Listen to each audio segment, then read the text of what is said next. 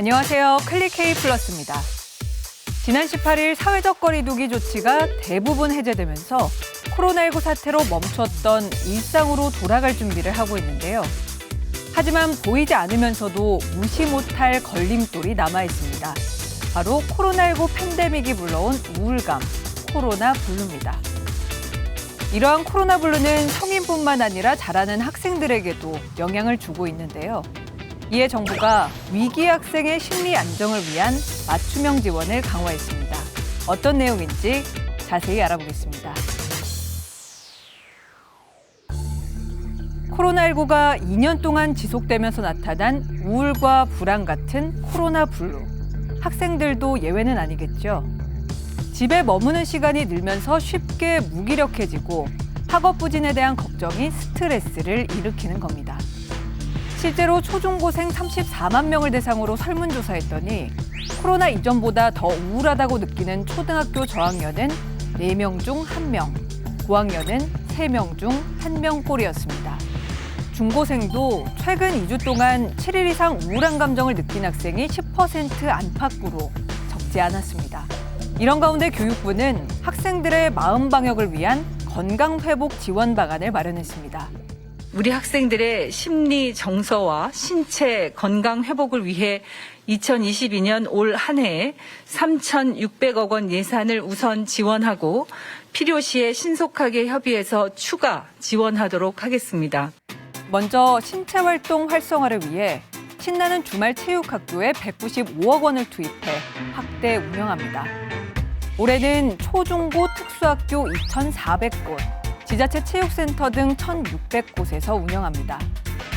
신나는 주말 체육학교는 토요일, 일요일 중 하루 2시간씩 최장 30주 동안 무료로 진행하는 체육 프로그램인데요. 초중고등학교 학생이라면 누구나 신청 가능합니다. 학교 안 프로그램은 학교별로 참가자를 모집하기 때문에 각 학교 모집 기간에 신청하면 되고요.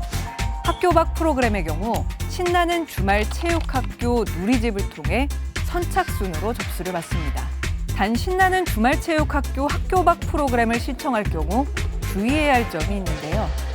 꼭 수강생 본인 정보를 입력하고 학부모 정보는 법정 대리인에 입력해야 한다는 점 유의하시기 바랍니다. 그런가 하면 코로나19 장기화로 인한 정신건강 고위험군 학생의 치료비를 지원하기로 했는데요. 지난해 학생 173만 명을 검사했더니 4.6%인 8만 명이 정신건강 관리가 필요한 관심군이었고 이 가운데 5만 3천 명은 집중관리가 필요한 우선관리군이었습니다. 극단적 선택을 한 학생도 코로나 이전인 지난 2019년 10만 명당 2.5명에서 지난해 3.6명으로 40% 넘게 증가했습니다.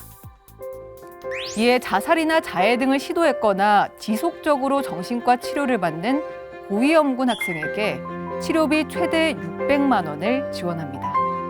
치료비 영수증, 전문의 소견서, 개인정보보호 동의서 등 증빙 서류를 학교로 제출하면 사업 수행기관에서 심의 절차를 거쳐 신체 상해와 정신과 병의원 치료비를 지원받을 수 있습니다.